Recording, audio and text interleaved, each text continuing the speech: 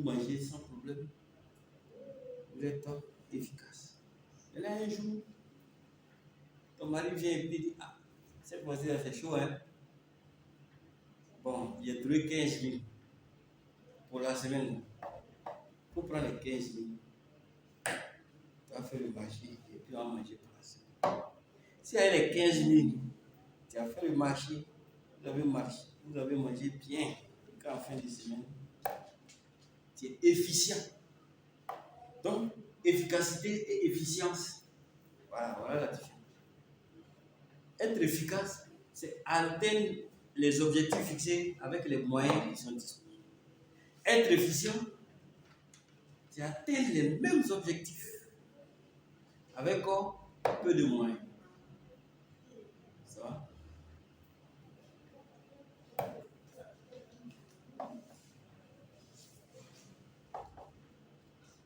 Donc, quels sont les enjeux qui sont liés à la qualité?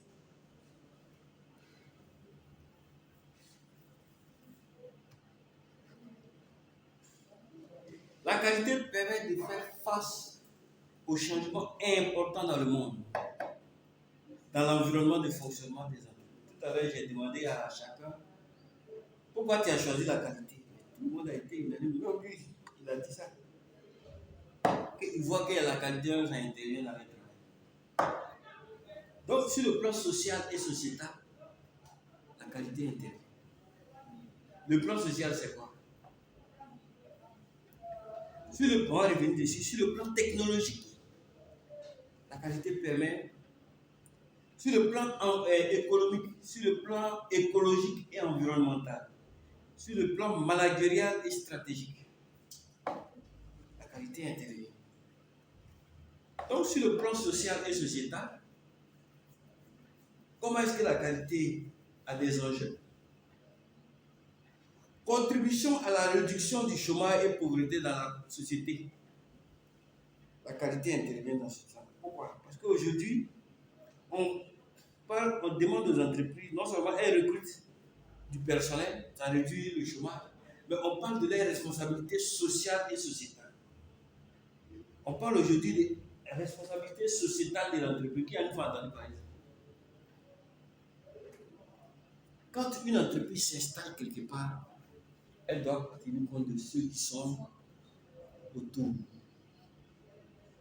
Hein? J'ai coaché une entreprise, par exemple, ils sont sur la route de Toulouse. Ils sont installés dans une région, vers Tabo. Mais qu'est-ce que ces entreprises doivent faire? Ça veut dire que s'il y a de la main-d'œuvre à recruter, qui n'est pas diplômé, la priorité, on doit prendre les gens qui sont autour. Si c'est pour chercher des vigiles, on va pas prendre vigile actuel. S'il y a une autorité de cardinal qu'on va engager, on va aller dire. Vous pouvez aller prendre des gens, mais la priorité, c'est les gens, les jeunes du village. Si ceux qui font la nourriture pour les employés du site, s'ils doivent chercher des fournisseurs, des bananes, des produits vivriers, tout ça, on ne va pas aller au marché beaucoup. La priorité, c'est les femmes qui produisent, les gens qui produisent dans la région. Il faut payer les produits. C'est bon? Une autre action, en plus de votre bénéfice, si votre bénéfice est beaucoup, vous devez créer par exemple des centres de santé, des écoles pour les gens qui sont sur place. C'est bon? Donc c'est ça qu'on appelle la RSE. L'entreprise citoyenne, c'est des entreprises qui doivent tenir compte, accompagnement, comme je l'ai dit là, financer les petites coopératives, mais surtout prendre en compte les enjeux qui concernent l'environnement. Ça va? Sur le plan économique,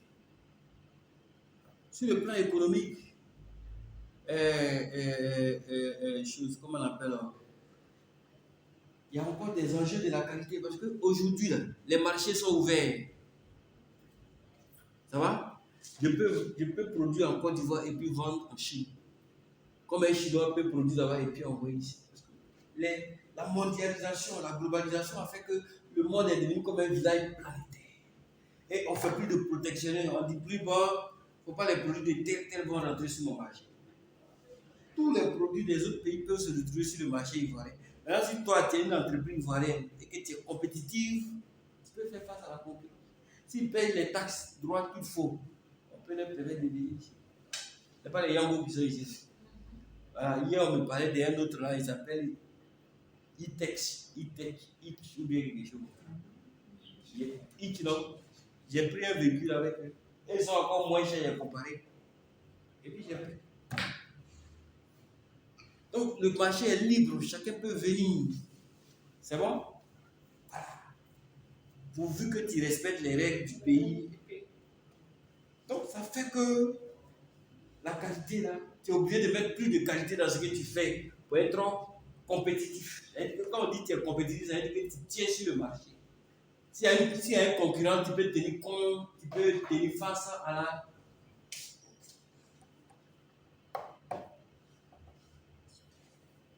Ça va?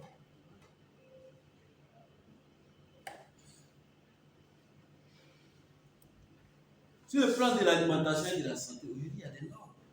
Il n'y en avait pas hier. La 22 000, elle date de quelle année? ISO 22 000, c'est tout près de 2018. Ça fait même pas encore 5 ans. Et je vous rappelle, 8 ans, que cette norme, elles sont passées à sa version. La plupart des normes datent des années 2000, 2006, ça fait même pas 30 ans que les normes. Donc, par exemple, pour la santé et l'alimentation, pour s'assurer que les aliments que vous produisez ne peuvent pas rendre les gens malades, on dit il faut certifier ton entreprise HACCP ou bien ISO 22 000. Ça va? Il y en a même qui vont loin. On dit que 22 000, tout ça c'est petit. On va faire FSSC 22 000. C'est plus corsé. Sur le plan écologique et au niveau de l'environnement, aujourd'hui, l'environnement tient une place importante dans les pays. Parce qu'on se rend compte que les enjeux de l'environnement, c'est toute la planète qui est en péril. Donc chacun à son niveau doit jouer sa partie. Et qu'est-ce qui a été décidé tout dernièrement? Toi, tu dis que tu as fait un environnement. Vous deux, où est ça? Environnement. Qu'est-ce qui a été décidé? Mais il faut suivre l'actualité. Non, pas. Ça, c'est pas trop. Au niveau de l'État de Côte d'Ivoire, il y a des dispositions au niveau de l'environnement.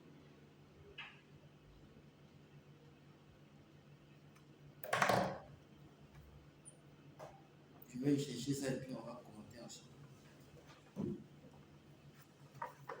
Pour qu'on soit au même niveau.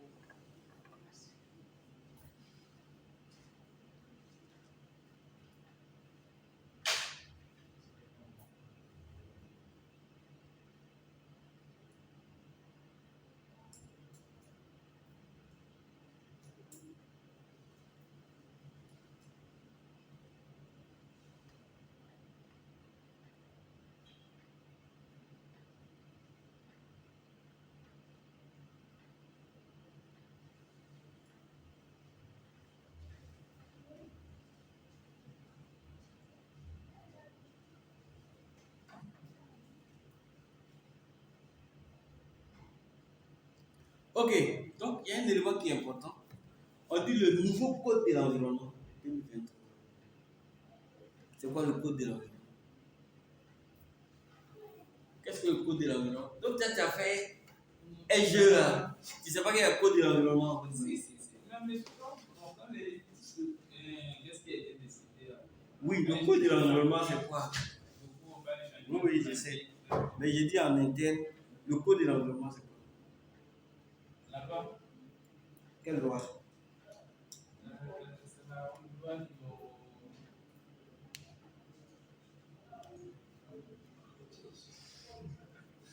Non, on n'a pas demandé le numéro de la loi ou bien On dit code de l'environnement, c'est quoi? Quand on parle de code de l'environnement, c'est quoi? Vous deux, vous qui avez fait un peu d'environnement. Le code de l'environnement, c'est quoi?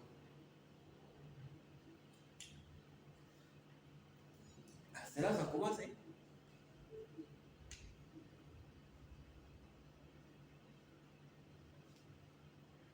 Madame, le code de l'environnement. Code de l'environnement. Et à combien américain?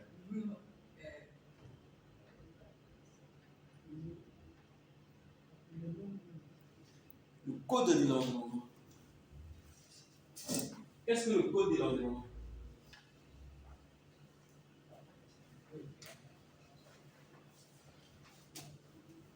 Quand on parle de code de l'environnement, c'est une réglementation. Mais il y a plusieurs réglementations. Donc, quand tu me dis qu'il y a des réglementations,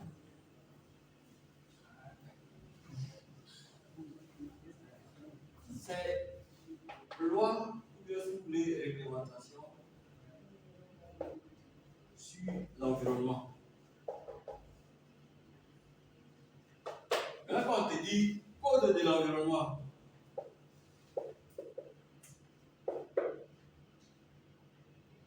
code ivoirien de l'environnement. C'est-à-dire que c'est les lois ou les réglementations en vigueur en Côte d'Ivoire en ce qui concerne l'environnement. C'est pas là. C'est pas là. C'est ça là, tu peux pas.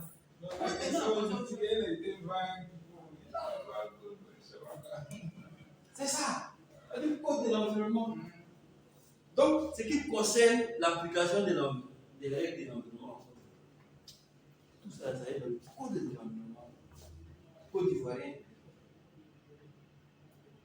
C'est ça, ça va être là. Parce que la Côte d'Ivoire n'est pas tenue par rapport à qu'il y a d'autres normes, hein, comme la norme en matière d'environnement dans le monde, c'est quoi? ISO 14001. Système de management environnemental.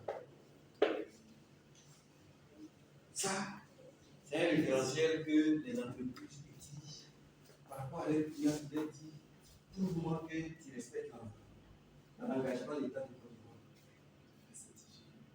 Tu vois, tu produis des manques. Tu produis ça en Côte d'Ivoire ici. Tu as des clients, à la fin de l'année, tu fais ton bilan, tu as 50 millions. Au chiffre d'affaires. Maintenant, un de tes parents prend tes manques, il envoie ça en Europe. Les gens vont dire, mais c'est moins. Et puis les parents disent, oh, nous aussi on veut ça. On veut simplement s'assurer qu'ils respectent l'environnement. Vous savez comment eux ils pensent? Ils se disent une chose. J'ai vécu jusqu'à là, j'ai 90 ans, j'ai vécu. On dit qu'il y a les changements climatiques, tout ça. Moi, je veux que mes enfants vivent longtemps. Mes petits-enfants vivent longtemps. Donc, la cause de l'environnement devient une cause pour eux. Donc, ils veulent amener tout le monde à respecter l'environnement. Ils vont nous en prendre 5 milliards. Mais ils vont nous trouver que tu respectes l'environnement. On peut prendre 5 milliards chaque année, non? Voilà. Tout ça, c'est pour t'amener à respecter. Donc, quand les riches ou bien les grosses entreprises en Europe, on leur pousse. Non, on n'a pas les fonds, on peut prendre pour vous mettre les respecter. Donc, l'entreprise, qu'est-ce que tu as fait? 5 milliards. Moi, à la fin de l'année, quelqu'un me paye 50 millions. Quelqu'un veut prendre le produit à 5 milliards. Hein? Je vais comment? Je vais certifier mon. C'est l'ISO. Vous allez voir la suite, vous allez voir, c'est l'ISO, Organisation internationale de normalisation. Et souvent, on parle de. Voilà, donc ça, c'est des référentiels privés. Ça n'engage pas l'État. Mais l'État a pris des engagements par rapport au respect de l'environnement, hein, devant l'ONU, devant les autres pays. Et tous ces engagements, y compris les engagements en interne, tout ça, et puis il a mis ça dans ce qu'on appelait le code. Donc, si tu veux, en tant qu'entreprise, tu veux t'installer sur le territoire ivoirien, il faut respecter le code.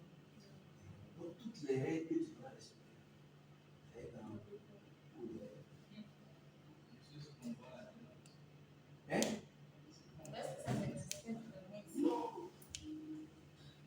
Donc, c'est ça. Donc, tu vas voir les gens de l'an 2, de Siapol, qui vont commencer à traquer les entreprises. Oui, je sais. Moi, en 2021, j'ai formé les ingénieurs de Siapol. Oui, je sais. Je sais de quoi ils parlent. Quand ils viennent là, c'est juste pour. Ils ne connaissent pas.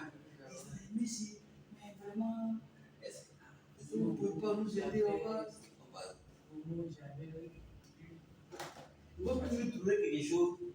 Après, ça peut te dire indirectement, on donner à manger. Sinon, ce n'est pas l'environnement. Et même l'affaire du tout, ils ne connaissent pas comment.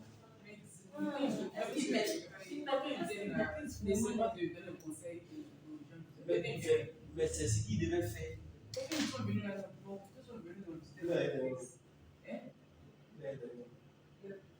Parfois, on avait 150. Des petits loups, chantaient,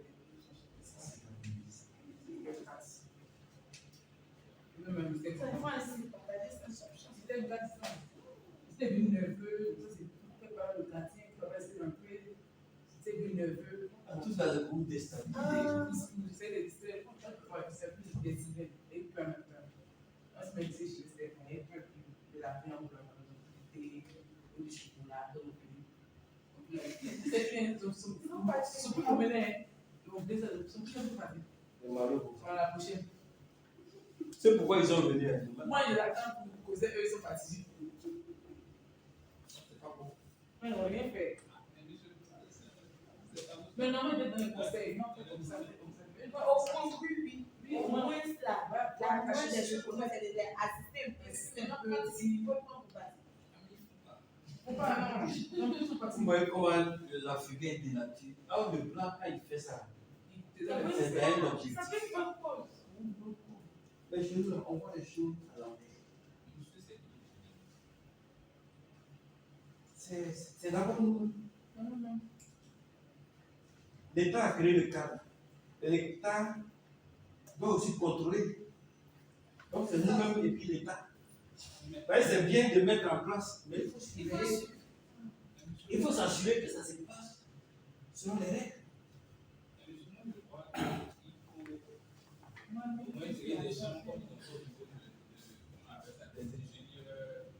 Non, il faut les sensibiliser. Sinon, ils sont. Moi, je les ai formés. Il y a une dame qui est aussi à moi. Moi, je l'ai encadrée. Je l'ai enseigné. Moi, ma vue à côté. Donc, je sais de quoi il parle.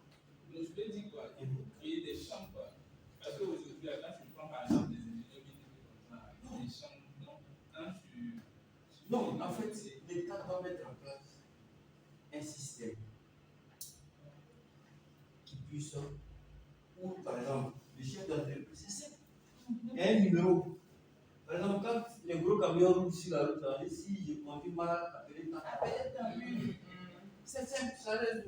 Si les agents se comportent mal, appeler tel numéro, s'ils ont mis là, ils vont bien rester tranquilles. Pourquoi? Généralement, les entreprises ne sont pas dans le nord.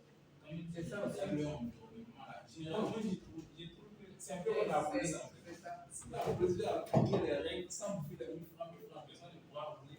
Non, mais. Donc, quelque part là, c'est la population et puis c'est l'entreprise. Donc, tout c'est état. Non, mais pour eux, là, c'est flagrant. Au moins, donner des petits conseils. Moi, je ne suis pas contre. Mais au moins, tu es venu à me faire voir. Ça devient de l'escroquerie. Non, ça peut rentrer. Non. Ça va. Donc, tu as pris l'argent. Il y a en fait, Tu as pris l'argent. Tu c'est peux une pas mauvaise tu dis action. comme ça, prochainement, on fait comme là, arranger prochainement que ça. Il faut le conseiller. Mais tu as pris les francs de monde, je C'est vraiment mauvais. Je demande que la partie. Tu es déjà parti. Tu l'as bien dit, tu l'as bien formé. Il a dit quoi? Il a dit à la prochaine. Le loger. Le clé, c'est de faire quoi? C'est de mettre la clé sur poste. Ils n'ont pas respecté, voilà. Mais c'est pas la même chose, il disait. Mais si tu dis, ils n'ont pas, ça c'est encore plus grave. Il y a un numéro. Et bon, un numéro qui va directement au ministère de l'Environnement. Dès qu'on fait autant, ils vont vérifier. Il y a des gens qui viennent vérifier. Est-ce que ça ne marche pas dans les autres ministères? Ça marche. Bon, je suis un peu d'accord avec toi parce qu'il y avait le commissaire du gouvernement, Ange Kessi, qui faisait bien ce travail pour les transporteurs. Et c'était efficace. Donc, ils l'ont enlevé et puis ils ont mis quelqu'un qui ne fait plus. C'est comme si le gars est venu là, ça les arrange. Oh, Ange Kessi faisait bien son travail. Donc, ça faisait que les policiers et les gendarmes étaient droits. Donc, voilà, peut-être le gars ne veut pas se créer des problèmes, il est obligé de. On ne leur dit pas de ne pas prendre. Prenez.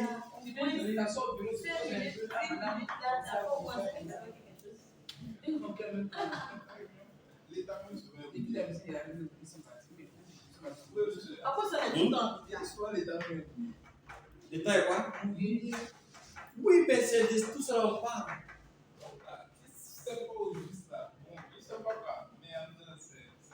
Donc voilà. Non, nous on veut que. En fait, c'est quoi? Nous, à la télévision, on dit ce qui devait être. C'est ça. Ce qui devait être. Voilà.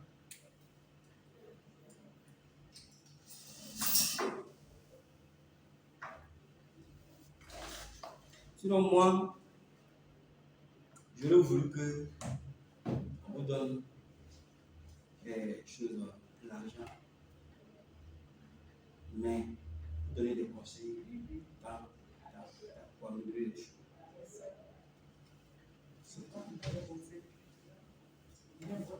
Il devait faire des rapports.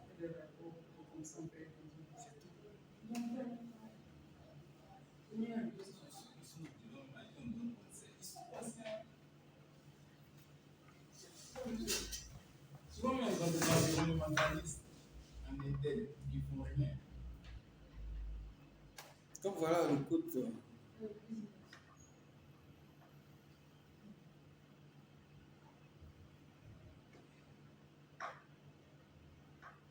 C'est bon? Vous comprenez bien le coup, le rythme, c'est bon? C'est bon? Ok. Donc, par exemple, en ce qui concerne l'environnement, politique anti-pollution, voiture non polluante, ça, on n'a pas encore vraiment appliqué ça chez nous, hein. Mais chez les Blancs, là, c'est bien appliqué. La destruction, la pollution des gaz à effet de serre, quand on regarde à ce que l'Amérique produit et la Qu'est-ce que les gaz à effet de serre? Les gaz à effet de serre, c'est les gaz polluants. Les gaz polluants. C'est les gaz qui détruisent la couche de l'ozone. On prend par exemple le dioxyde de carbone comme ça, comme le méthane.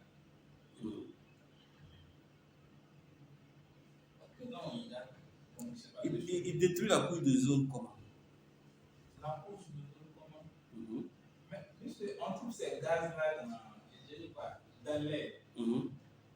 Or, la couche de zone là, c'est comme si l'ozone même déjà, c'est quoi? C'est du dioxygène qui est là.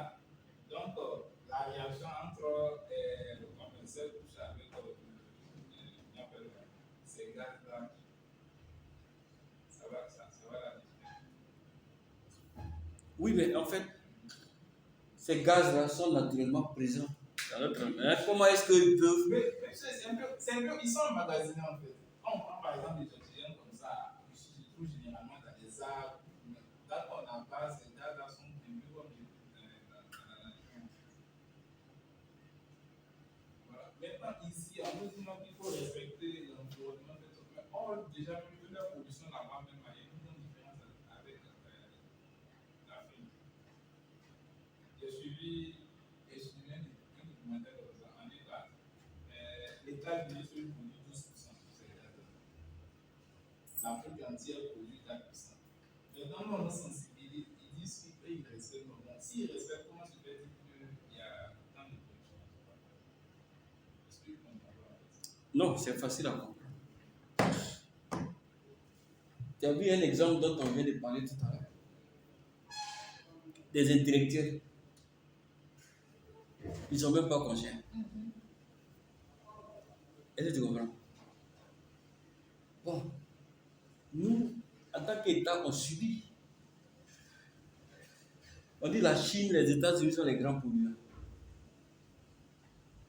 Mais c'est eux qui prennent les décisions. Voilà, c'est déjà que tout part. Voilà. Et donc, toi, comme tu es dans. On te dit apparemment que tu es un pays souverain. Quand il y a des décisions à l'ONU, on dit bon, on prend des décisions par rapport à la pollution, tout ça. Donc, tu es un État. Donc, tu ratifies. Comme tous les autres. Et puis maintenant, comme on doit te donner des prêts et autres, et ils conditionnent ça à te donner des prêts. Donc, tu es obligé de montrer au moins quelque chose qui prouve que tu prends des dispositions. Mais tu ne le fais pas avec conviction. La plupart ne le font pas avec conviction. Ça, c'est un. Et puis deux, nous, on peut dire quoi devant les États-Unis? On sait que c'est eux. C'est pourquoi beaucoup des choses, comment ils s'appellent? Donald Trump dit, oh, tout ça, c'est des conneries. Tout ça, c'est des conneries. Donc, c'est ça. Tu as vu l'ancien président brésilien Bolsonaro? Il a commencé à battre les arbres au niveau de l'Amazonie. Vous dites que c'est le poumon écologique du monde. Mais nous, on a besoin d'argent, on a besoin de trucs. Qu'est-ce que vous faites? Au moins, vous pouvez nous donner un pourcentage pour ne pas qu'on abatte les arbres de l'autre. On dit, non, bon, tous les pays du monde, vous cotisez au moins $1 milliard chaque année pour donner ça au Brésil en compensation pour ne pas qu'ils puissent abattre, détruire l'Amazonie. Mais nous, on a besoin de ça, on a besoin du bois, on a besoin de temps. Vous dites que c'est le poumon écologique du monde. Et puis ça est là. Et puis nous, on ne va pas toucher. Et puis vous n'avez en contrepartie, on ne reçoit rien de votre part.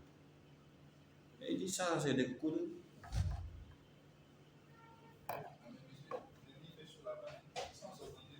Oui, non. Je sais. Mais je veux dire que tous ces conférences, tout ce que les gens font, eux-mêmes, ils ne sont pas honnêtes. Parce que tu vois la concurrence entre les pays aujourd'hui, chacun veut être plus riche. En fait, c'est les envies des humains, c'est les intérêts des humains qui les intéressent. Et c'est ça qui va tuer le monde. Parce que les États-Unis, avec leurs alliés, ils veulent être plus riches que telle personne. C'est ça qui est dans la tête des gens. Donc, que les gens meurent, qu'est-ce qui se passe, ça, c'est pas le problème. Mais si c'était vraiment une préoccupation pour tout le monde au même niveau, ça allait marcher. On n'a pas encore fini, il reste 1 heure. Oui, c'est comme ça. Est-ce que vous comprenez? Donc, voilà. Donc, il n'y a pas de sincérité. Tout ce qu'ils font là, juste, il y en a même qui font ça juste pour justifier comment ils vont dépenser l'argent. Il y en a qui prennent ça au sérieux, il y en a même, c'est pas le problème. Chez nous ici, là, c'est du matu-vu, c'est tout. Voilà. Sinon, il n'y a rien. Le problème, on n'a pas besoin d'être un grand intellectuel. Ce que je viens de dire, c'est des retours qui leur reviennent chaque fois. Si vous avez vraiment la volonté d'aider les entreprises, mettez un numéro vert. Vous dites que si un agent vient et puis il se comporte, appelez tel numéro. C'est fini. C'est un numéro anonyme. Voilà. Non, et puis on peut leur dire de ne pas donner le vrai nom de vos entreprises, vous pouvez donner un code. Voilà, entreprise code temps. Voilà, c'est simple, on codifie les entreprises. Par exemple, toutes les entreprises qui sont dans la zone, on va les codifier, on va leur donner un code.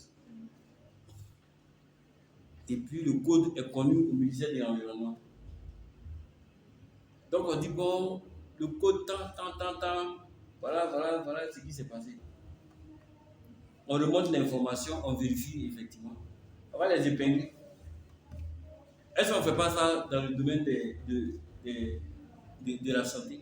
Ils n'ont pas radié déjà à Zobé ou bien à Boubi. Là, on peut faire la même chose. Mais si vous exposez l'entrepreneur face à vos agents, mais quand il prend là, il sera donné pour le DG aussi. C'est ça le problème. Donc il n'y a pas de volonté vraiment, c'est juste pour justifier des financements ou bien des trucs, c'est tout. Sinon, il n'y a pas vraiment de... Ok, on continue. Technologique, sur le plan technologique. Évolution informatique les plus révolutionnaires, c'est maintenant. Innovation technologique, veille technologique, sécurité du système, performance, tout ça. Aujourd'hui, c'est des choses qui sont où il y a la qualité. Ouais. Quand je vous ai parlé de Wave ici, si Orange, MTN Move, ils pouvaient avoir les technologies de Wave en matière de traçabilité. En matière de traçabilité et en matière de choses, comment on appelle,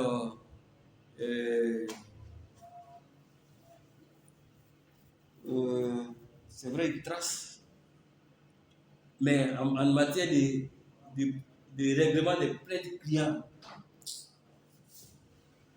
c'est-à-dire que si vous pouvez prendre les ingénieurs même de Wave là, vous dites les mettre de côté, on est prêt à vous donner 200 millions.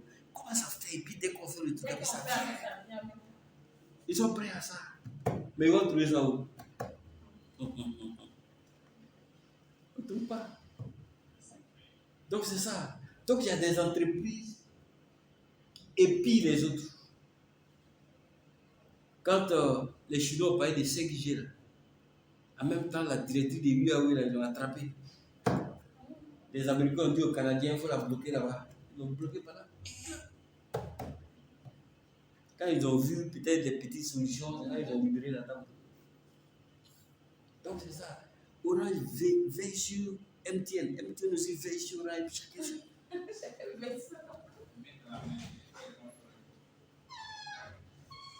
C'est ça.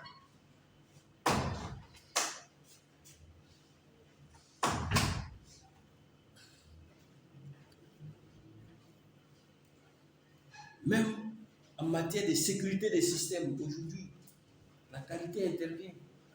Depuis qu'il y a eu le problème de 2011, les attentats étaient en quelle année? 2001, aux États-Unis, les tours jumelles.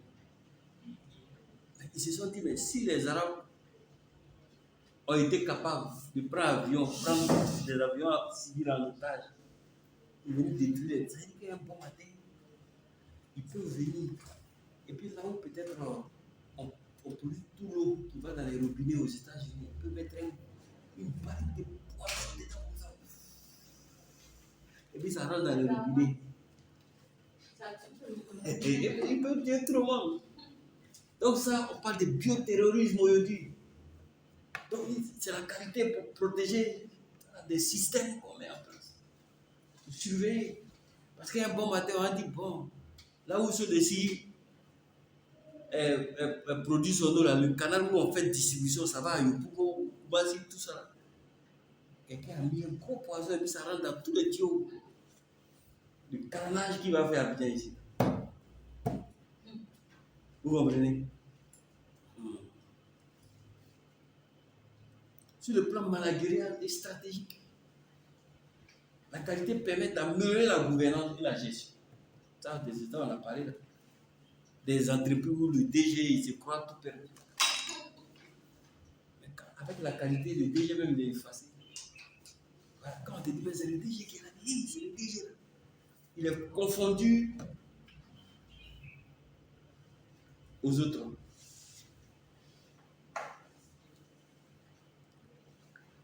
La gouvernance est améliorée. Parce que quand on va parler de processus, vous allez voir les processus. L'entreprise fonctionne sous forme de processus. Accroissement de la performance. La qualité permet aux entreprises d'accroître leur performance. harmonisation des procédés et meilleure visibilité des objectifs.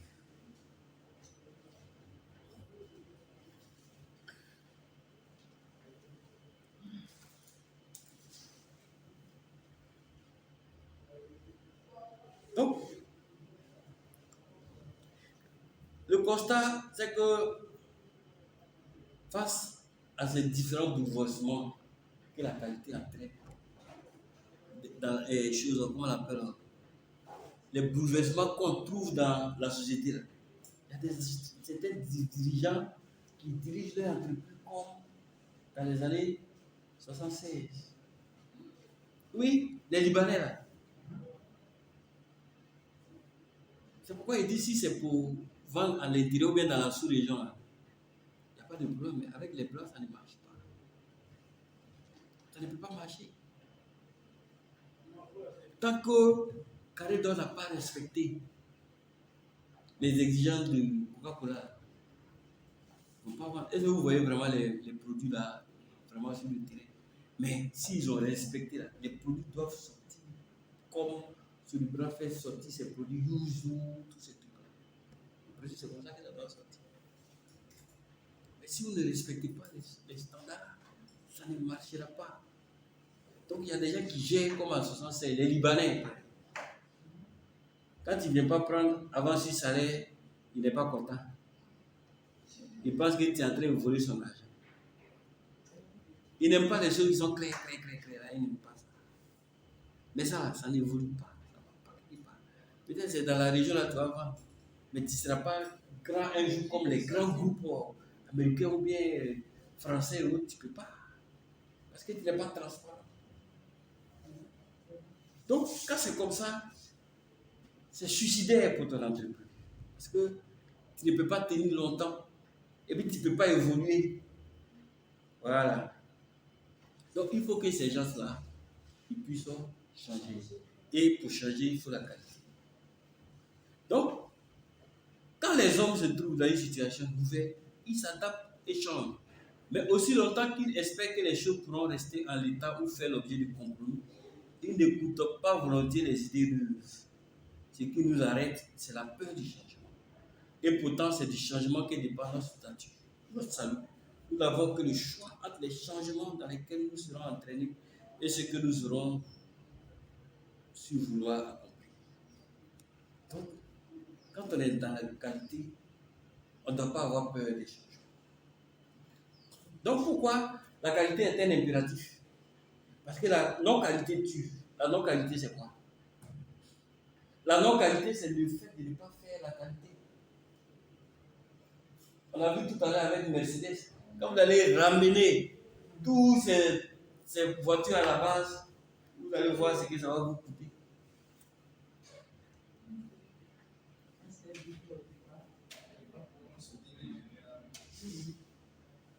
Vous comprenez? Parce que la non-qualité coûte trop cher à notre entreprise. Dites-moi concrètement, madame, pourquoi la non-qualité coûte cher? Quand vous ne faites pas la qualité, pourquoi ça coûte cher? Un exemple concret. Quand c'est pas de la qualité, le client peut ramener le produit. Il peut, comme on a vu avec. Voilà. Et ça, c'est une perte. C'est une perte. Voilà. Donc, ça va agir. Ça, c'est un exemple. Tu perds même la crédibilité. Donc, ça va te coûter plus cher. Or, si tu as pris toutes les dispositions, dès le départ, tu vois que ça allait marcher, il n'y a pas de problème. Parce que la non-qualité ternit l'image de l'entreprise. C'est de ça qu'on parlait. Parce que la non-qualité démotive le personnel. Il y a des entreprises où le personnel n'a pas le droit de décider. C'est un problème. Il y a des entreprises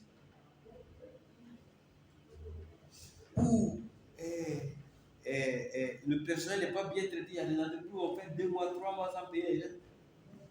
Ah oui, le privé. Quand vous voyez que la plupart des gens, je préfère passer au petit concours de fonction publique, même s'il n'y a pas 200 000. Et c'est que quand on dit de 30 là, Elle est là. Je connais une entreprise, ça me fait mal. Le monsieur, il est bien. Non, il est bien. Il est dans le transit. Il est dans le transit. En tout cas, durant des années, il était bien avec ses employés. Avant-hier, non, c'était hier même. Oui, avant-hier. Je rentre, son entreprise est fermée. Et les impôts sont venus fermer. Oui, il ne paye pas les impôts. Et ce qui rentre là-bas aussi doit payer les charges et puis payer les impôts de façon. Donc, fermé. Ça fait 3 mois qu'il ne paye pas ses employés. Quelqu'un qui est habitué à un certain rythme de vie. Et puis un bon matin, tu te retrouves dans une situation. C'est compliqué. Ça déstabilise. C'est ça. Mais l'entrepreneuriat, quand tu es dans le privé, ça ouvre ton esprit. Tu sais, quand on fait ça, combien ça envoie à l'entreprise. Arrivé au moment où tu te poses la question, et si bon, mais je faisais le social. Alors que dans la fonction publique, le 30 premier à ça est déjà là. Tu ne sais pas comment on monte à faire. Toi-même, tu t'en prends là, tu t'as payé taxi, tu mets dedans et puis et tu es dans le crédit. Tout en a. Ils ont accès au crédit. C'est sur 30 ans. On peut te donner facilement le crédit, mais tu ne sais pas qui tu vas faire avec. Et maintenant, finalement, ils en vont chez les Mabouya.